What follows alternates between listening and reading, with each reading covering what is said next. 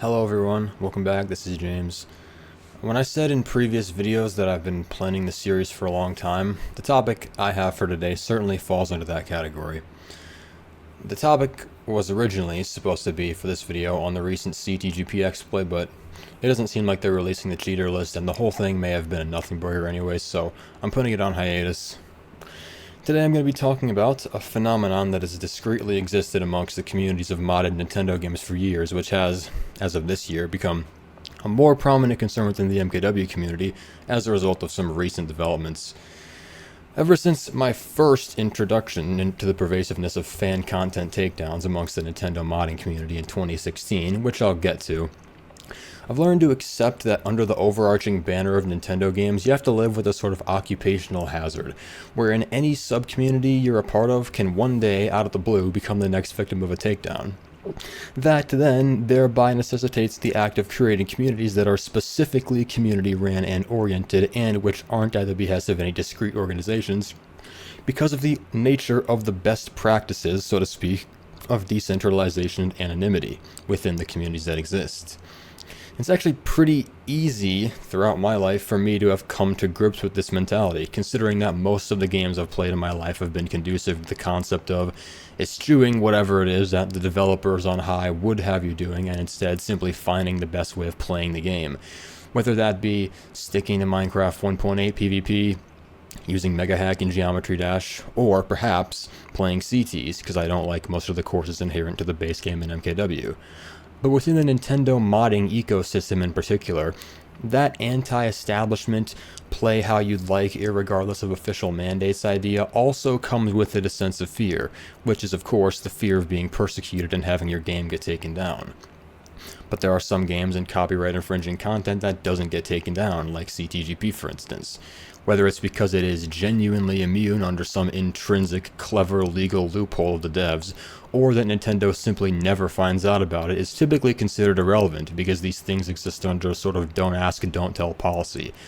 However, I've been around for a while, occasionally glimpsing into some modded Nintendo communities, and have seen that oftentimes the existence of these groups is far more fragile than they realize. So that's what I want to talk about in this video with a focus on MKW. Namely, how can the experiences of other Nintendo mod devs give us insight into the existential risk that we face of being taken down? But before I go back in time, let's go laterally in time to the contemporary topic, that is Palworld, because it'll help to enumerate more about how these takedowns work.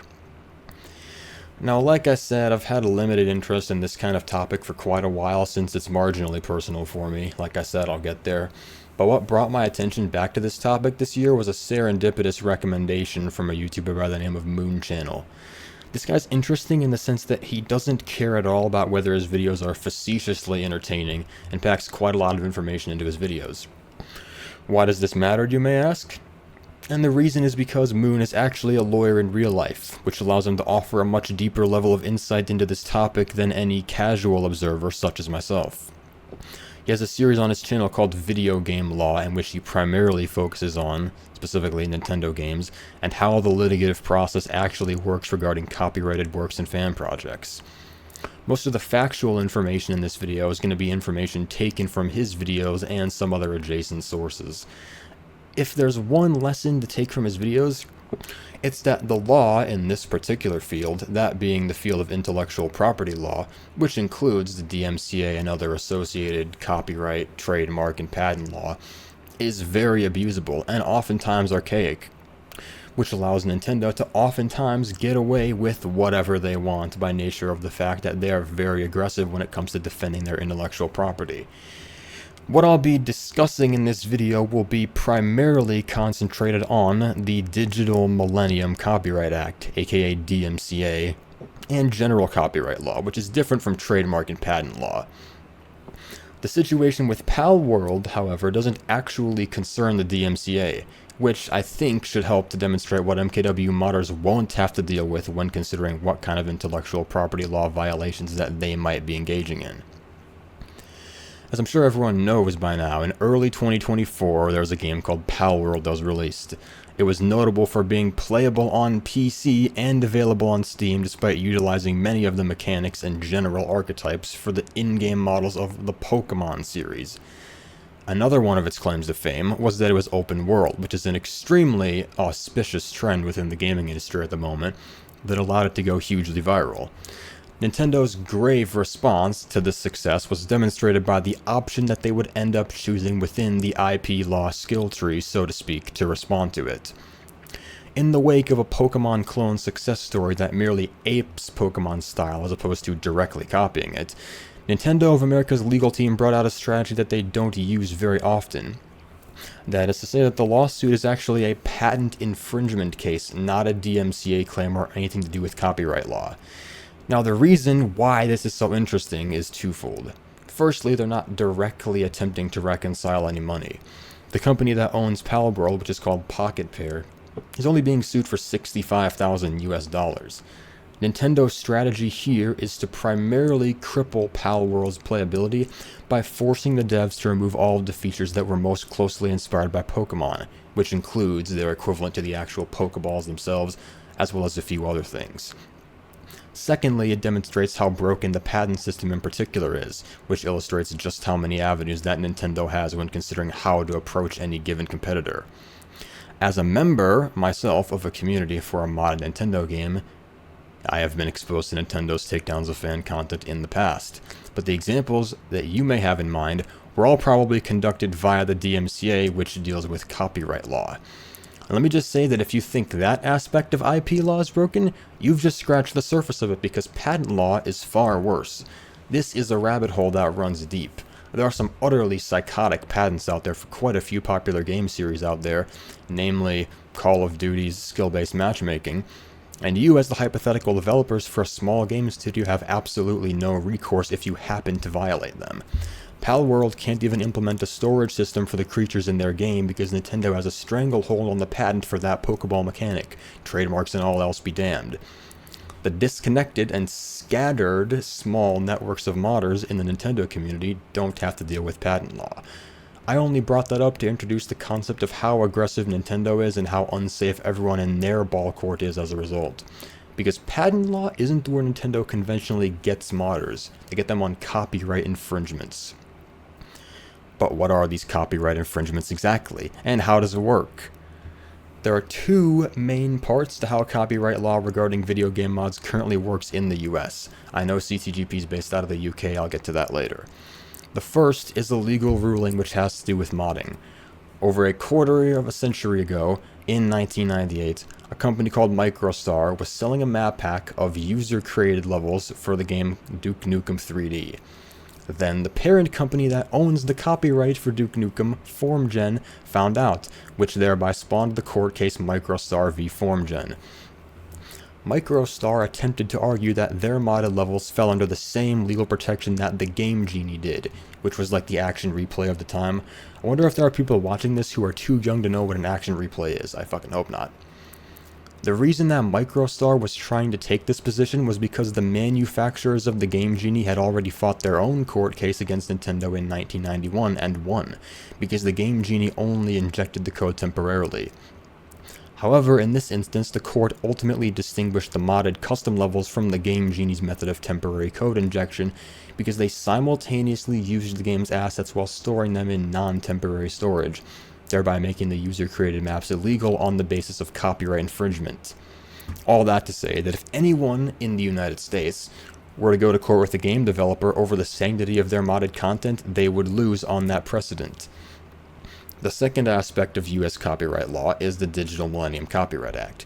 It was also drafted in 1998, but it didn't take effect until Y2K. What you need to understand about the DMCA is that it's both a legal framework and a series of laws which deal with copyright in particular. Firstly, the DMCA makes circumventing digital rights management, aka DRM, illegal. DRM is what pirates have to bypass when new games comes out so that the pirated version can actually function properly. CTGP in particular doesn't engage in any DRM bypassing because you need a physical MKW disc to be able to play. nor does MKW have the kind of aggressive DRM that most modern games do. The DRM for MKW can essentially be considered to comprise the necessity of the disc and the Wii console itself to play it. Secondly, the DMCA gives online platforms a legal distinction as safe harbors such that they are not on the hook for hosting copyrighted content, so long as they provide an avenue to allow it to be taken down by the copyright holders. The legal framework of the DMCA is that both individuals and collective entities can take down infringing content on these online platforms. For an MKW example, you could look at XBlue98, who threatened to DMCA claim CTGP in 2019. Now, of course, once again, Bean and Chatters aren't based out of the US, but the UK has what is essentially an equivalent to the DMCA, and copyright takedowns there work similarly to the US. Copyright cases can even take place cross-nationally, apparently, via treaties, so long as both countries are in cooperation. So what we know is that Nintendo takes a very aggressive approach to modding, and we also know a little bit about how they take them down. But many people across a wide variety of subcommunities have gotten their mods claimed. However, what does Nintendo actually think about mods? Just about every takedown is nothing more than a random DMCA or cease and desist in the mail one day. There's not very much opportunity to see what their lawyers really have to say.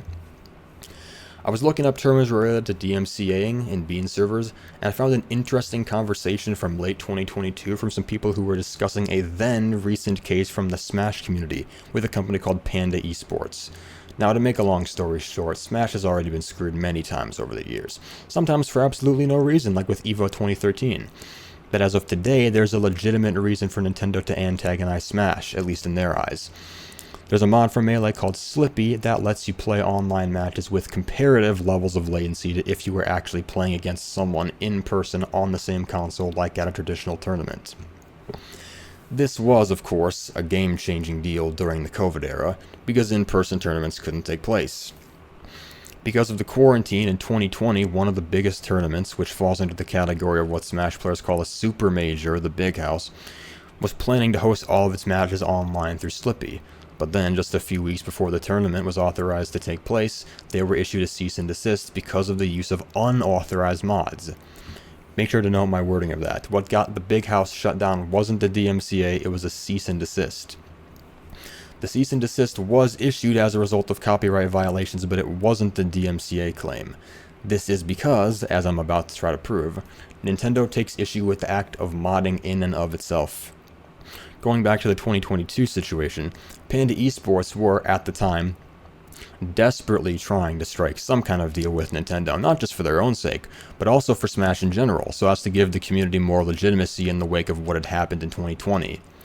They certainly had every right to be dead serious, considering the sheer monumentality of the idea that Melee's TOs had actually gotten to sit down in the same room with representatives from Nintendo of America and hash things out, which signifies how unique their opportunity was when contrasted with the vast majority of completely impersonal takedowns in Nintendo subcommunities over the years. Here's a quote from someone at Panda Esports. Nintendo reached out to us to let us know that they had been watching us build over the years and wanted to see if we were interested in working with them and pursuing a license as well. They made it clear that Panda's partnership was not exclusive, and they said it had not gone unnoticed that we had not infringed upon their IP regarding game modifications and had represented Nintendo's values well.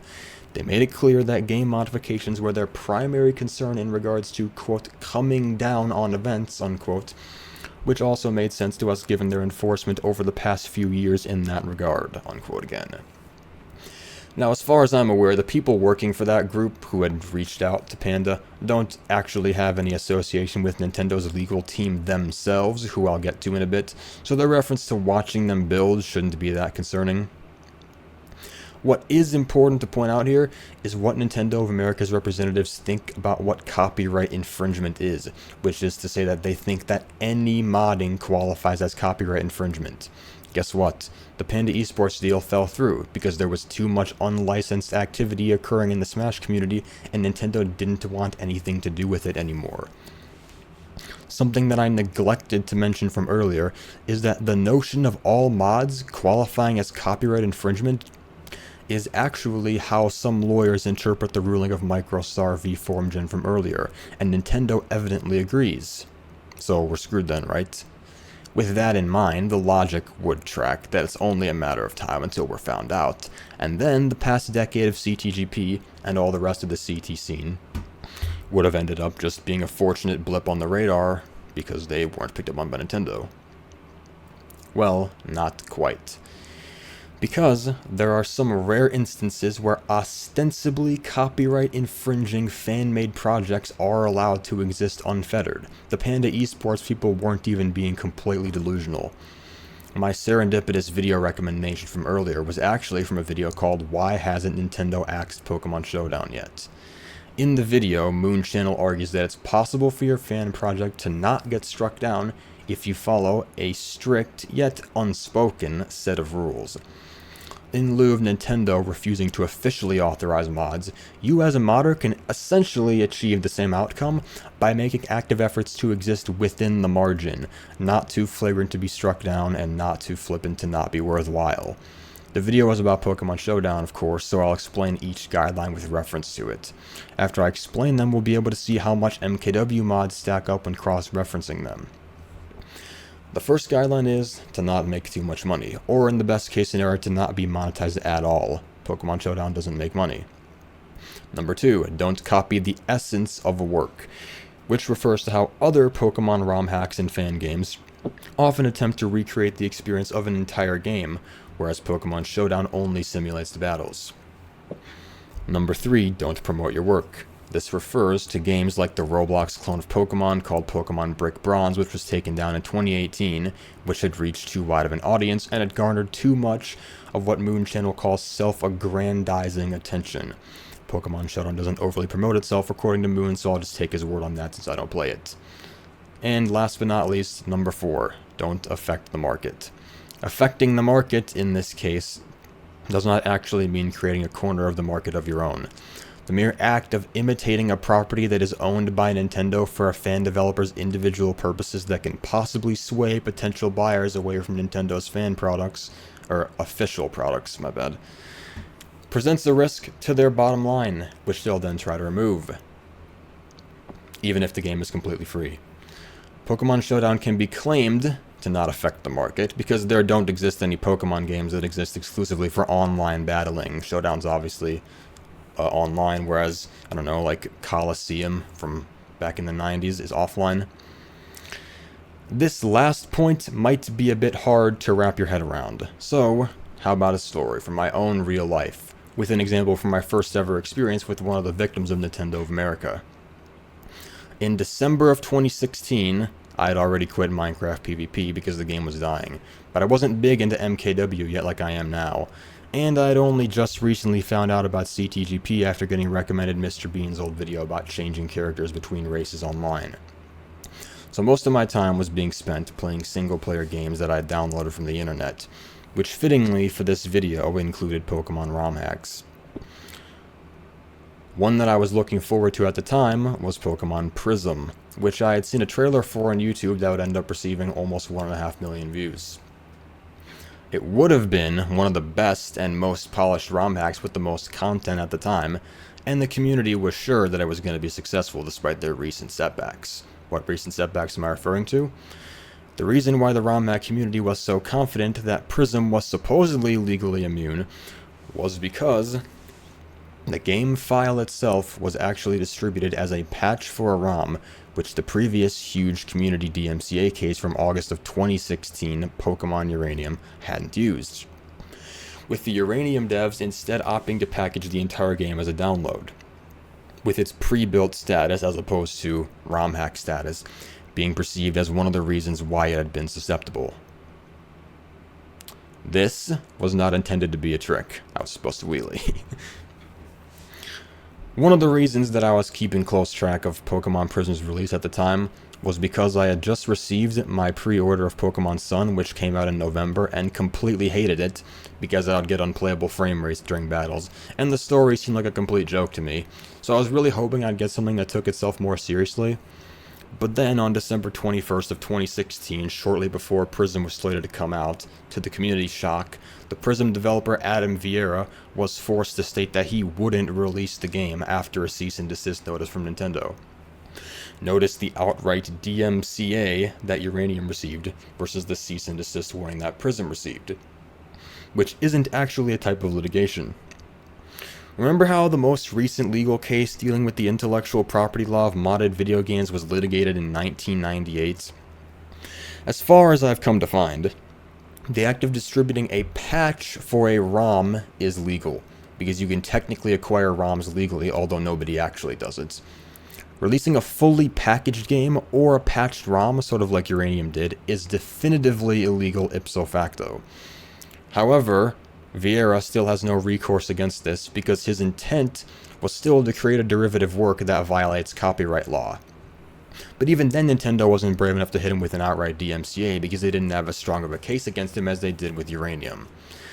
It doesn't matter how you conduct your release, though still, you can still be taken down and you still have no recourse. So with this new idea in mind, that being cease and desisted or DMCA'd means death 100% of the time, let's grade Pokemon Prism's successes and failures against Moon Channel's purported hypothetical fan project guidelines to see how likely it was that he would even get taken down in the first place, because it shares a lot of similarities with CTGP.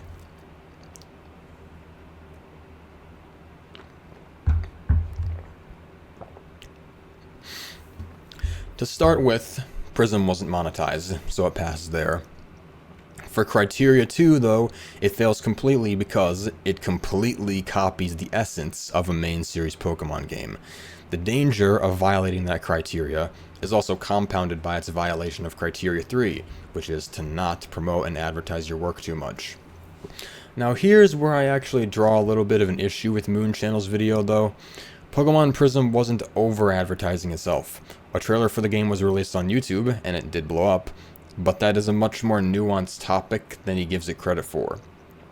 If you as a game dev want your game to exist within the wider sphere of social media in any capacity, it reasons that you also need to exist on YouTube, because it's so ubiquitous.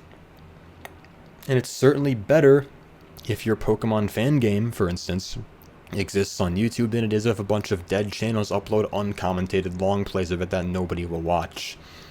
It's not Adam Vieira's fault that the trailer for Pokemon Prism just so happened to go viral. He's not being self-aggrandizing as Moon Channel implied he was in his video. But it is still, of course, true that the more attention your project gets, the closer you're flying to the sun.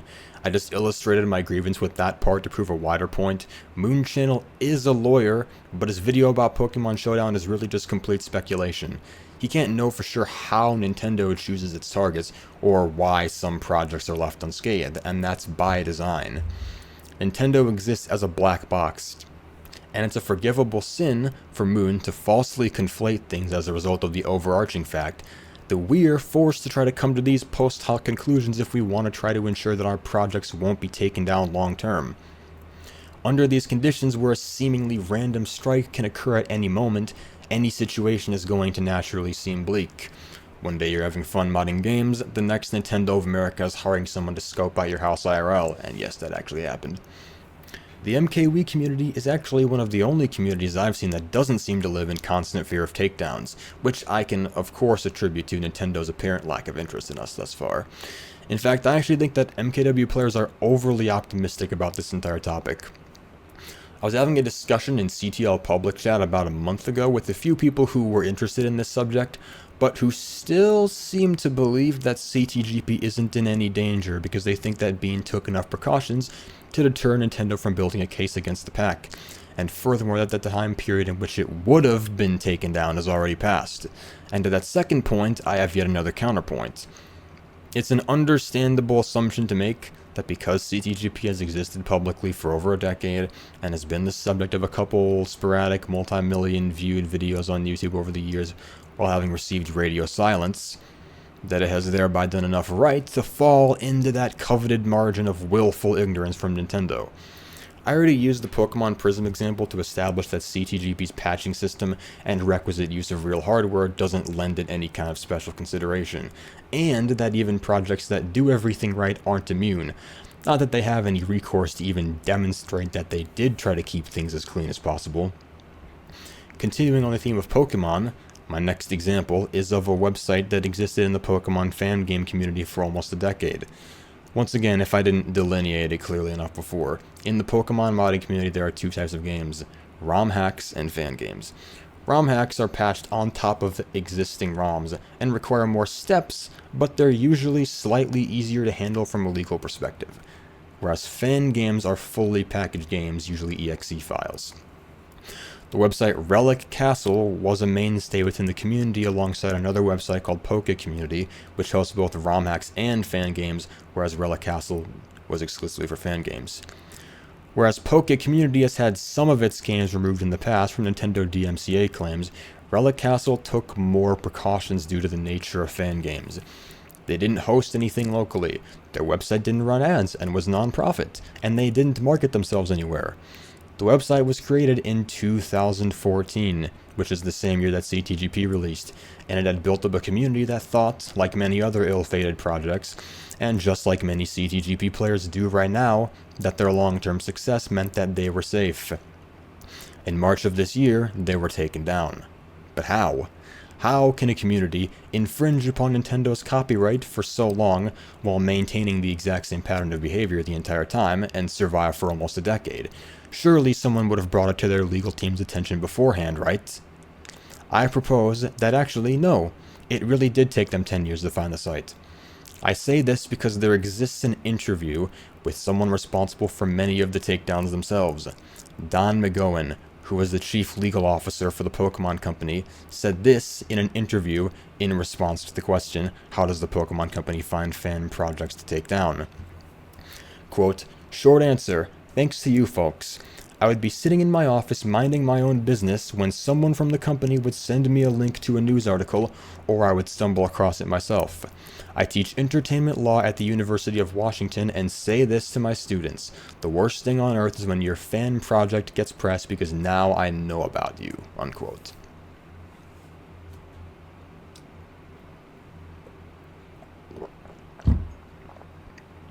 With that in mind, there are three possible outcomes for CTGP. Nintendo does know of it and has silently decided to leave it be. That Nintendo doesn't know of CTGP and would leave it be if it were discovered today, or that Nintendo doesn't know of CTGP and would take it down if it were discovered.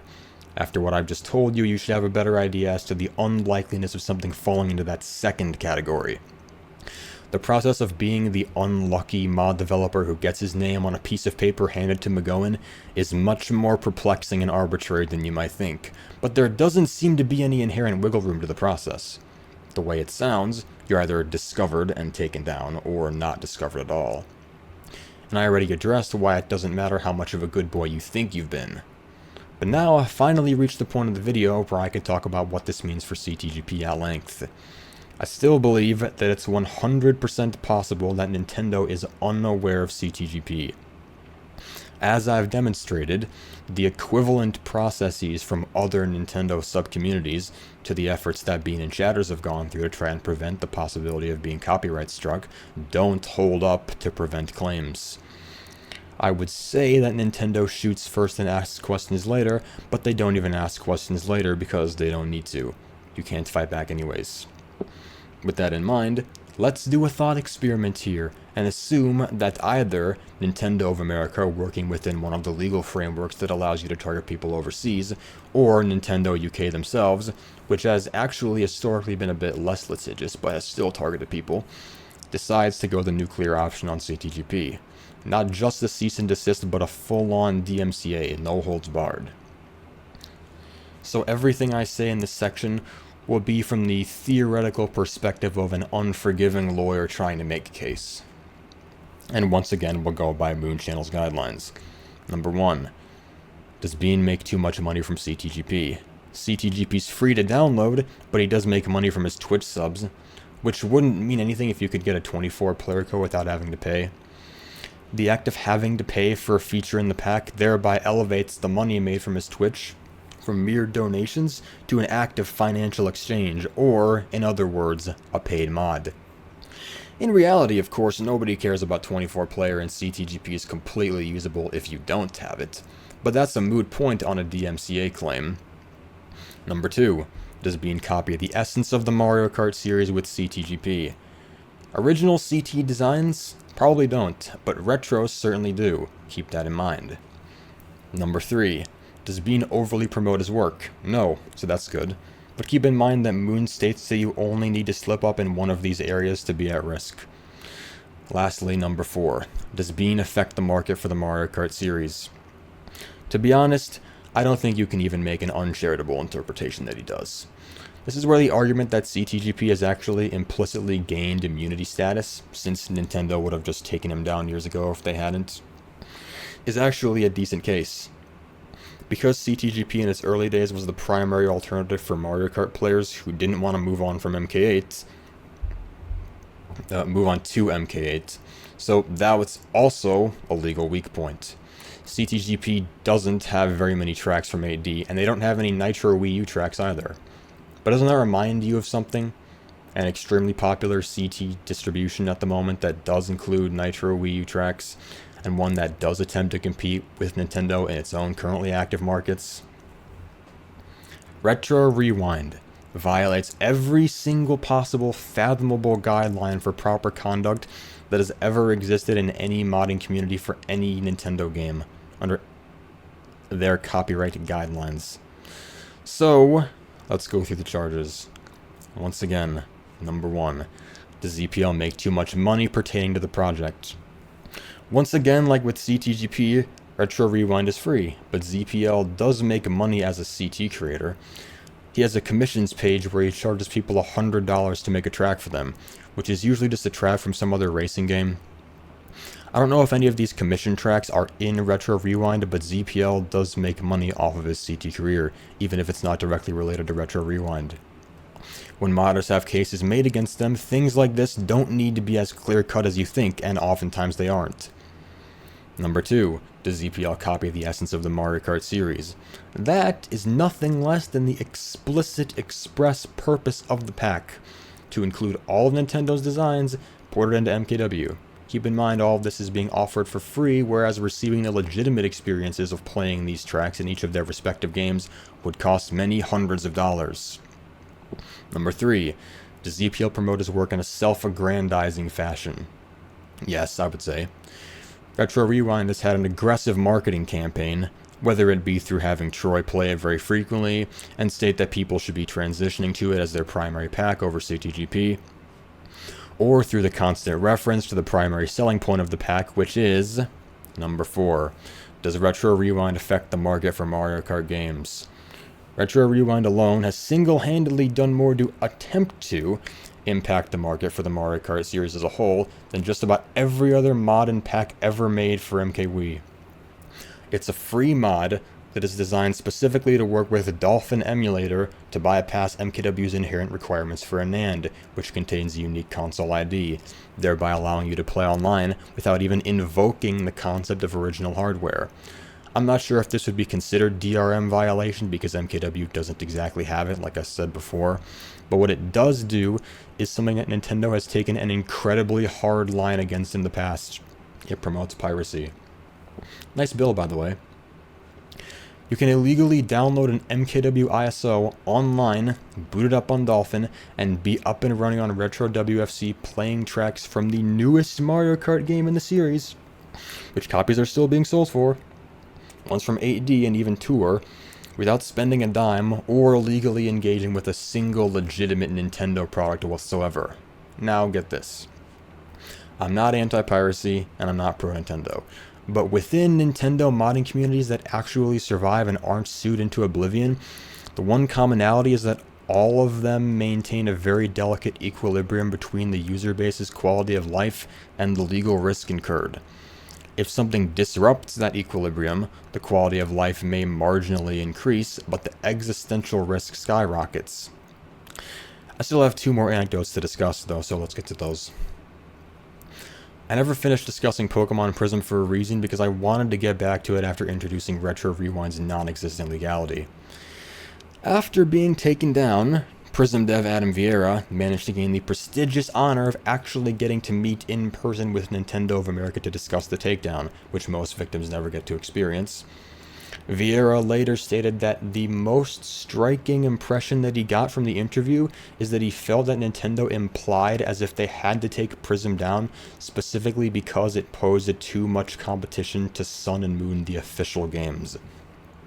I guarantee that if Retro Rewind were to be discovered, it would receive the exact same kind of reaction. It's simply too lucrative of a product for the average Nintendo consumer. A free lunch like it can never last in this legal landscape. But okay, let's say you accept that Retro Rewind is doomed. The only question that remains then is if Retro Rewind being claimed would result in any more collateral damage around the MKW community as a result of Nintendo's requisite peeking around of the current modding scene. You may think that because Nintendo hasn't done anything yet to the MKW scene, that we have no way of knowing if their takedown of Retro Rewind would be a surgical removal, or if other packs would get caught in the crossfire. I'd propose that we already know what kind of behavior Nintendo is prone to demonstrate once they get their eyes on a community, and it's from this year. Enter the Switch emulation scene, which prior to a few months ago was at its peak. Of the limited selection of options for emulators that exist out there, there are two large-scale ones that had made names for themselves that I'll discuss. The focal point for this discussion is an emulator called Yuzu. I would call Yuzu the Retro Rewind of the Switch emulation scene, but truth be told, it's actually even more egregious than that. Now, one problem with Switch emulation is the fact that each individual game has its own encryption and DRM to deal with, which are illegal to bypass by default, despite the inherent legality of emulation itself. But Yuzu managed to go a step further, much further beyond something like Bean's mere 24-player codes. In the lead-up to the game Legend of Zelda Tears of the Kingdom's release, Yuzu's team gave special beta versions of their emulator to their patrons, for the explicit purpose of being able to pirate the game before it had even officially released. Then, in expected fashion, their brazen actions resulted in them getting nuked. But the equilibrium had been broken. A major player in the Switch emulation scene had opened the floodgates, which had only ever managed to stay closed previously through a delicate balance of the careful, non-Nintendo agonizing behaviors of all of the emulator developers in the collective community. Ryujinx was another emulator in the Switch scene, and they had been careful. They didn't engage in the same kind of gratuitous behavior that Yuzu did. Patrons got no special considerations, and everything was run very professionally. They may have thought, in the immediate aftermath of the Yuzu situation, that they were safe. Then the lead developer of Ryujinx got a knock on his door. Once Nintendo gets notice of a community, nobody is safe. And as long as MKW moderators keep being brazen, it might just be a matter of time. If I happen to get anything wrong on the legal side, then you can go ahead and leave a comment, and I will add it to the corrections tab in the description, because I understand that I'm certainly not an expert in this topic by any means, but that's the note that I'm going to leave off on. So thank you for watching.